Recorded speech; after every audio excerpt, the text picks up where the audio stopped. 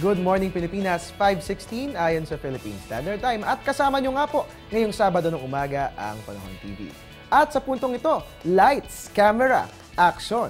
Dahil dito sa Panahon TV, bida po tayong lahat pagdating sa lagay ng ating panahon. Sa puntong ito, silipin po natin ang top 5 photos na ipinadala nyo sa Facebook. Unahin nga po natin ang kuha ni Rosana Luzaraga sa St. Peter's Basilica. Kuha nga po yan noong July 30. At pangalawa naman po, ang photo na kuha pa rin ni Rosana Luzaraga, dyan pa rin po yan sa Italia. Ito naman po ang kuha ng Columns of Rome. Naku, maraming salamat Rosana Luzaraga sa pagpapadala ng photo dahil kahit papaano, nakakapamasyal kami sa bansang Italia. Alright, next naman po ang photo ni Brenda Brazos, dyan po yan sa Mandaluyong City. Kuha nga po yan noong August 1. At pang-apat naman pong photo ay mula po kay Ann Clerigo. Naku, nakakapamasyal po tayo ngayon sa New York City.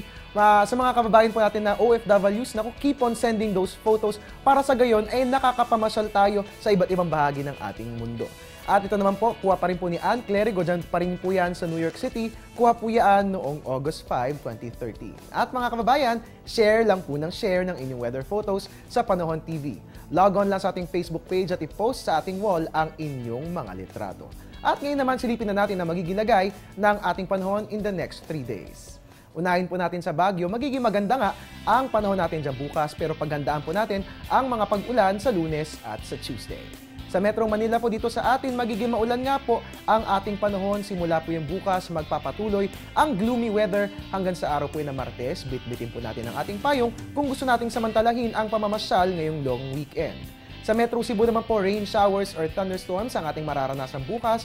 Magpapatuloy yan hanggang sa Lunes, pero gaganda ang lagay ng ating panahon sa araw yan ng Martes. Sa Metro Davao naman po, fair weather ang ating mararanasan bukas.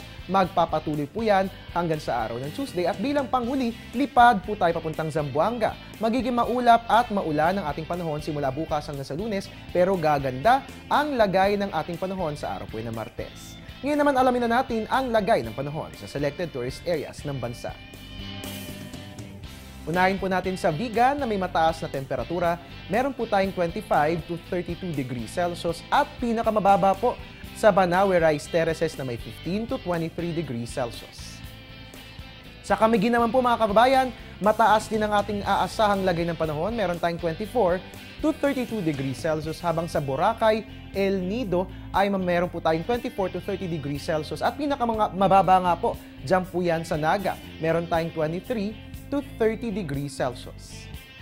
At mga kababayan, bibitinin ko lang po muna kayo sandali pero wag po kayong aalis dahil magbabalik ang Panahon TV.